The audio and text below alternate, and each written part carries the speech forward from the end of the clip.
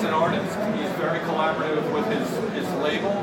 He's very collaborative with his writers, his producers, and with me. I mean, to the point where we talk about equipment, gear, and microphones, and compressors, and things like that. And I've gone to his studio. He lives in the San Diego area, so I've gone down to his studio as well and sort of helped him, you know, put a package together for what kind of gear he's going to have and what I think the best vocal chain is and things like that. So he's very collaborative, and to the point where, you know, I listened probably about a year ago. I started listening to the songs, and you know, of course, I had my favorites. But then by the time, you know, they were all produced and ready, a couple of my favorites didn't get into the batch.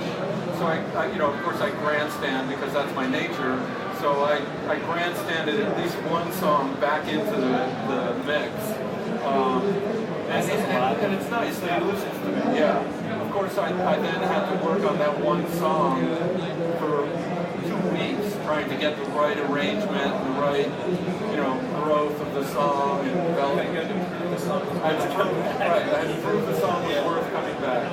So hopefully, I got my fingers crossed it makes the record. Well, that's great because I guess a lot of times you might just get like a drive and it's just like makes sense. Sure. Yeah, quite often I do. Yeah. Very often I'll just send something. I'm working on something for an artist named Robert Francis this weekend, and you know, it's a very, very quick turnaround. So I don't have a heck of a lot of time, but they are asking me to just do my thing and see where it takes me. And that's kind of my nature. I let the song tell me where to go. And a lot of times, you know, my client will say, "Oh, I absolutely love this piano. It's got to be in that verse." And I don't really have an argument. I don't really care about any of the tracks. I just care about the song.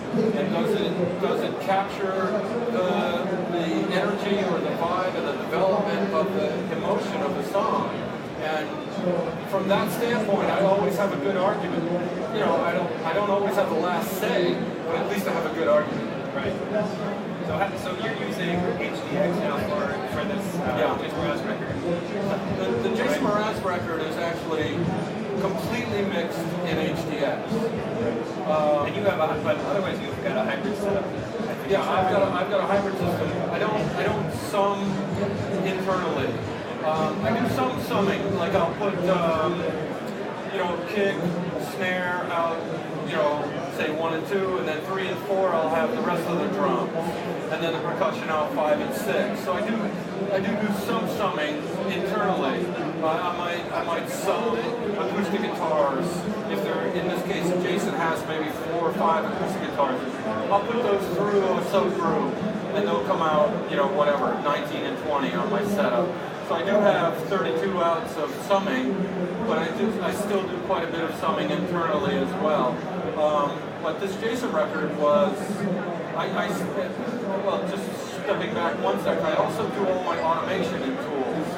So I use a controller, I've got a D command, and I use that as my main automation system. I don't use a big console. Although I sum through various things. I have a neat sidecar and Chandler summing and those sorts of things, and I still use a bus compressor and a bus EQ. You know what I find fascinating is that you have a couple different flavors of that. Yeah. And there's a lot of people get, you know, there's always, with any your converters, summing buses, preamps, EQs, whatever, it's always like, a lot of times the discussion centers around what's the best sounding one. Yeah. And your approach seems to be, well, that sounds great for that, it sounds great for this, it sounds great for this. Yeah. And you kind of have all these different colors, That's right. Yeah, I can choose the color based on the output. So for me, 1 through 16 comes out my EMI mixer, 17 through 24 comes out my Neve sidecar, and then 25 through 32 comes out my Fulcrum, which then all gets summed through I've got a pair of old V76 mic pre's, and then all my stuff goes through that. So I kind of, you know, get the best of everything. I try to, depending on what the song is, if I'm looking for a straight up pop thing, I might just use the EMI and the fulcrum. I won't use the Neve at all. So it really depends on what the song asks for. Whereas the Jason project, a lot of it has gone through the Neve, a little bit of EMI, but primarily through the Neve. And you've got using a lot of hardware inserts, I think, too. Yeah. Right? So you're using the conversion quite a bit, going in and out, in and out, and out. So in that kind of a setup, if you're looking for complete transparency, I imagine that the I/O, it's pretty important.